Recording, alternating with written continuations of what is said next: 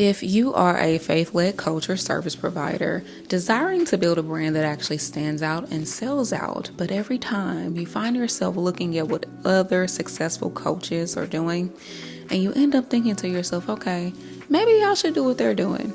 In this video, I am going to show you why that's actually the worst possible strategy.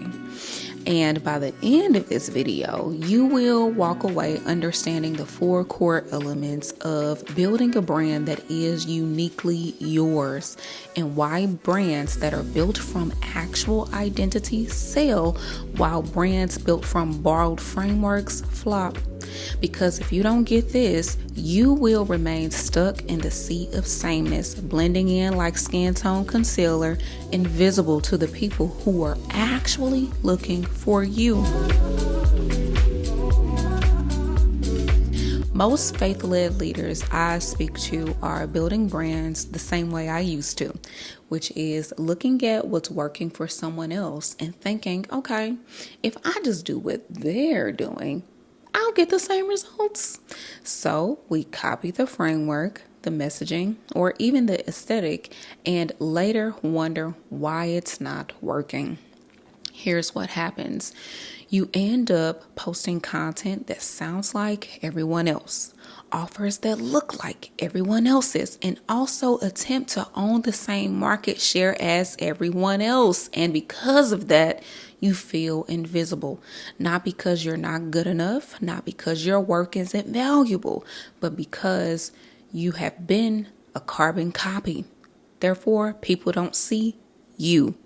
And here's what I missed, okay? Here's what I failed to miss. When you're building a brand from someone else's identity instead of your own, the people who are actually called to your body of work, they actually can't hear you or see you. They'll scroll right past you because you're acting like a side character when God called you to have dominance and prominence in your zone of excellence. And this is actually biblical. In 2 Corinthians chapter 10, verse 13, Paul talks about the Metron, which is your sphere of influence. It's a set measure that God has assigned to you, okay, specifically. Not to the coach that you're copying, not to the influencer you're following, to you. Paul says, we, however, will not boast beyond proper limits, but will confine our boasting to the sphere of service God Himself has assigned to us. You have a specific sphere, a specific assignment, and specific people God has actually given you dominion over. And when you're trying to operate in someone else's Metron, okay, when you're copying their brand, their voice, their positioning, you're building outside of your assignment. And that's why success feels like it's not coming. So let me ask you this. Are you building a brand that reflects your Metron, the sphere God assigned to you?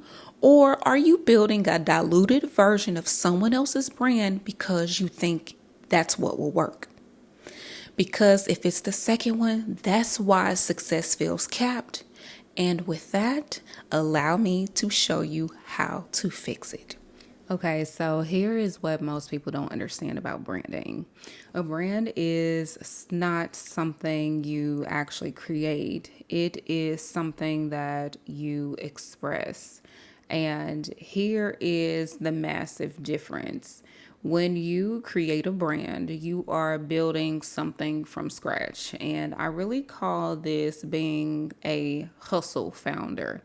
So being a hustle founder, and this is the old way, being a hustle founder, when you create a brand, you're building something from scratch. You're looking at the market. You're analyzing, your competition. You are figuring out what works, and then you are constructing a brand around that. All of that is external, is strategic seemingly, and it is also calculated. And honestly, this does work for some people, right? This does work for some people. But here is the problem.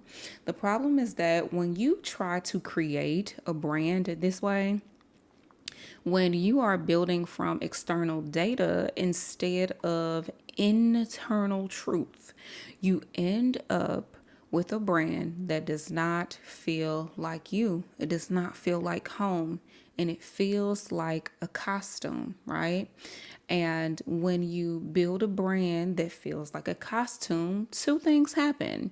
First, you can't sustain it because it's not really you, because really you're constantly performing and you're showing up as, this constructed version of yourself that you think the market wants and desires, instead of actually showing up as who you really are. And it's exhausting. Girl, ask me how I know. Okay? Ask me how I know. Because I did it. Okay? One too many years, right? Okay. So because of this, you end up second guessing every single post. You overthink every caption. And you wonder, okay, is this on brand? Does this really sound like me? Will people judge me for this? I know this one was a big one for me. Okay. And it's really exhausting. And it's exhausting because you're not being you. You're performing. Okay. And the second aspect of this is that it doesn't sell. Okay. And it doesn't sell because people cannot feel you. And they can feel when you're being inauthentic to yourself. Okay. I actually recommended this book to a client. It's called The Way of Integrity. And this always makes me think about this book. The book is by The Way of Integrity. It's called The Way of Integrity by Martha Beck. I highly recommend it. Okay. Because it's all about being true to you, really. Okay. And again, the thing about being a hustle founder is that people may not necessarily be able to articulate it, but it's something that they can feel. And because they can feel it, they will not trust you as a result. And when they don't trust you, they will not buy from you. Okay. And so here is what I want you to understand. The most magnetic brands are the brands that attract dream clients, charge premium prices, and sell without pushy tactics. When you build a brand like this, guess what? They aren't created. A true brand is something that is expressed, okay?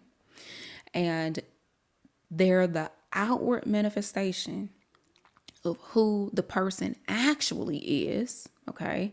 And this is exactly what Ephesians 2 and 10 is actually talking about. Ephesians 2 and 10 in the Passion Translation says, we have become his poetry, a recreated people that will fulfill the destiny that he has given each of us. For we are joined to Jesus, the anointed one. Okay. Even before we were born, God planned and advanced our destiny and the good works we would do to fulfill it. I love this passage so much. It literally makes me want to cry. Okay. And I really hope that you caught that. You are God's poetry. You are a recreated woman with a destiny that he gave you, right? Good works that he prepared in advance for you to walk in. Your brand isn't something that you make up. It is the expression of that poetry. It is the expression of what God already wrote when he created you, Jesus. Your values, your voice, your unique way of seeing the world, your God-given design, your specific assignment. This is truly when you move into being a wealthy founder, okay? A wealthy founder. A wealthy founder has a brand that is an expression of that poetry, not a copy of someone else's, which then means that it has no choice but to be magnetic, okay? Because the people who need your specific voice, your specific gift, your specific way of doing things, they can actually see you finally, okay? And so if they can finally see you, if they can finally hear you, Guess what? Because you're not trying to be someone else, because you're actually being the fullest expression of who God created you to be, right?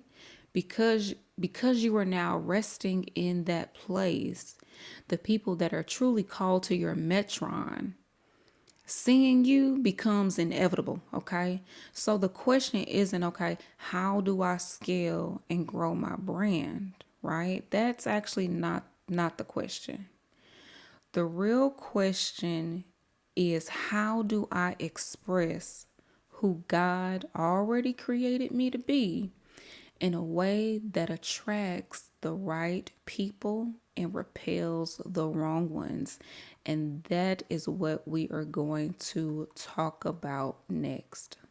So, what we are about to venture into is the second core within our wealth matrix, okay? Here at the Wellthy brand, here within the Wellthy brand method, I have 4 core pillars, and we are about to enter into pillar 2, which is all about your unique expression, okay? So the 4 elements of brand building are your brand core, your brand positioning, your brand persona, and your one of one factor, what I call your one of one factor. And we are about to walk through each one, and I am going to show you how to build it from your God-given identity and not someone else's. So let's dive in. The first aspect we'll get into is the brand core. Your brand core is the foundation within your brand, okay? It is your values, so what you stand for, your mission, what you're actually here to do, your vision, where you are taking your people. Now, most people craft their brand focusing on aesthetics, logos, fonts, and colors. Actually, this should be one of the last things you touch. Okay? All right. And it should be one of the last things that you should touch, because really, you really haven't tapped into who you really are and have allowed yourself to express that through your brand. So when you end up going to someone else's websites, liking the vibe, attempting to adopt it without actually understanding the reason that sought after brands have resonance, the reason they have resonance is because of what is actually underneath the hood, right? Which means your brand core is not something that you find by looking outward. It's something that you uncover by looking at how God has designed you.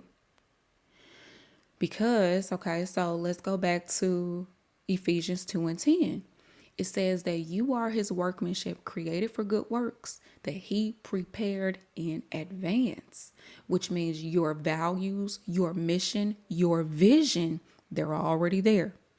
God already wired them within you when he created you. Okay. So here is the question that I really want you to ask yourself. What do I actually value? Not what you should value, not what the industry says you should value, but what do you actually value? At your core, what do you actually care about? Okay. For me, I value integrity. I value identity-based expression. I value the pairing of theology, of biblical principles and brain science, okay? Not one or the other, okay? The Lord has trained me to recognize that you need both, okay? The Lord is requiring wholeness, which is why if you're here, you are a woman of a wealth, WELLTH, okay? You are well. All is well within your soul. Hello? Okay, got it. So, okay. And I value sustainable growth over hustle culture. These are not borrowed values. These are my values. And because they are mine, because they're wired into how God created me, they literally show up in everything that I do. My content, my offers, my language, even my positioning, okay? So if you want to build a brand core that's actually yours, start with, what do you actually care about? What makes you angry? What lights you up? What do you believe God called you to stand for? Okay.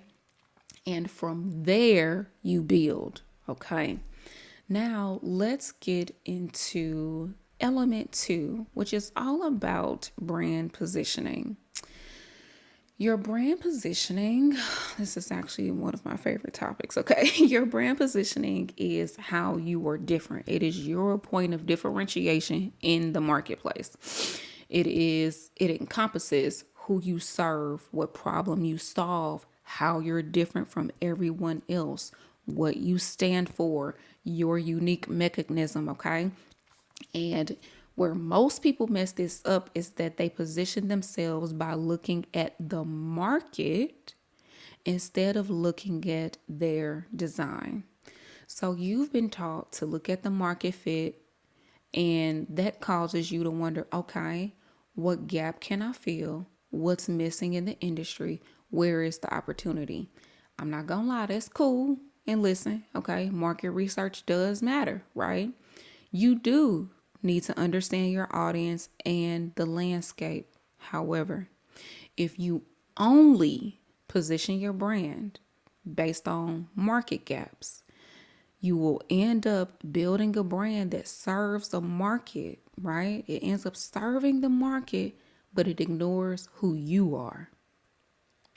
And that's completely backwards, because your positioning should actually flow from the Metron that God assigned to you, right?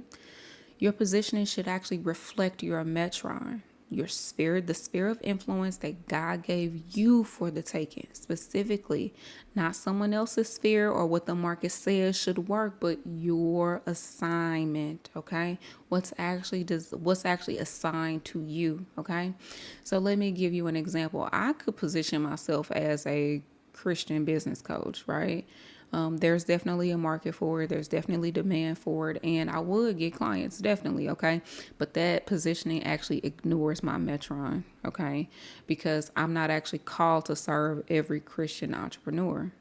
I'm actually called to serve Christian women who are tired of performance-based business, women who actually desire to women who actually desire wholeness as a way of life, women who are actually open to being well within their souls, women who are ready to align their identity, who they believe they are, with who God says they are. And they are actually ready for their message to be a battle cry in the earth. That's who I'm for, okay? Women who refuse to build a business on a broken foundation. That's who I'm after, okay? That's my Metron.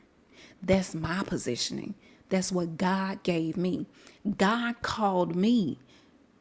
God called me to this sphere. He called me to draw his daughters to wholeness. That's me. And when I position from this place, right, from my God-given sphere, I'll attract the right women to my world that are looking for my offer. It's inevitable. Success is inevitable because I have aligned myself with who God has actually asked me to be and designed me to be, right?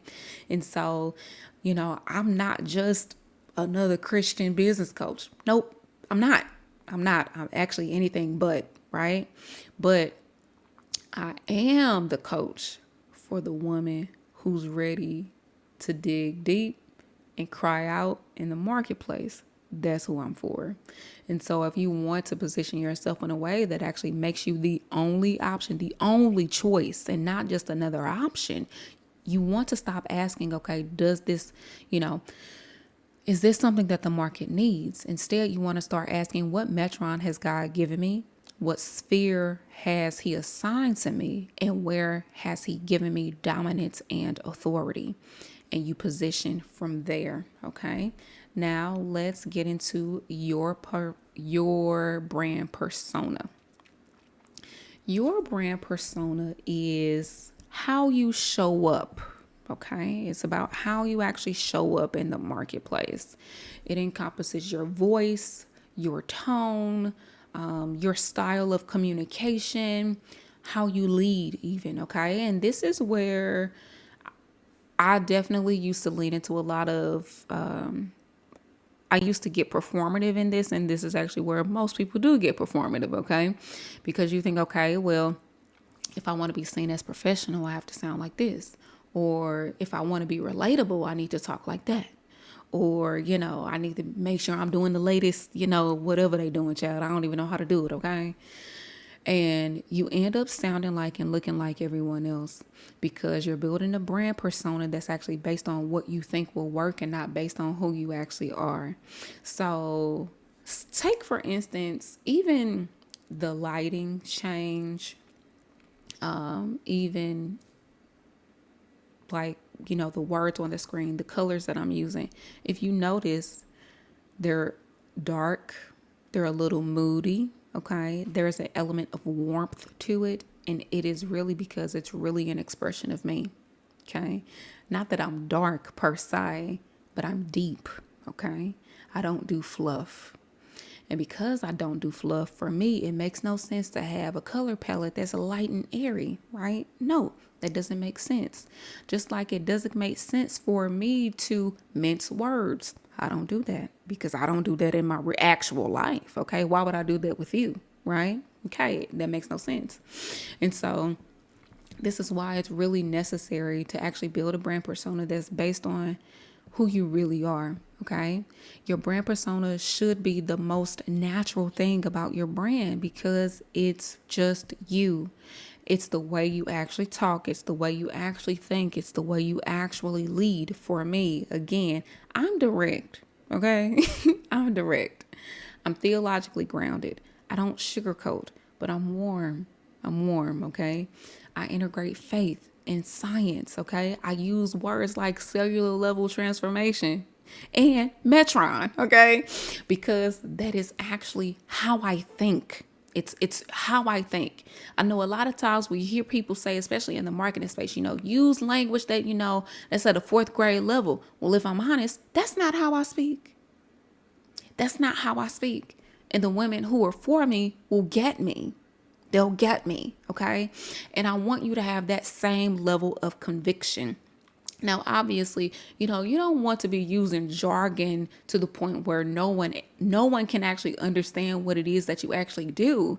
At the same time, don't dumb yourself down. If that's not you, don't do it. Be you. Okay. And so if you want to build a brand persona that people actually trust and you want to stop performing, just show up as you. Just show up as you. Okay.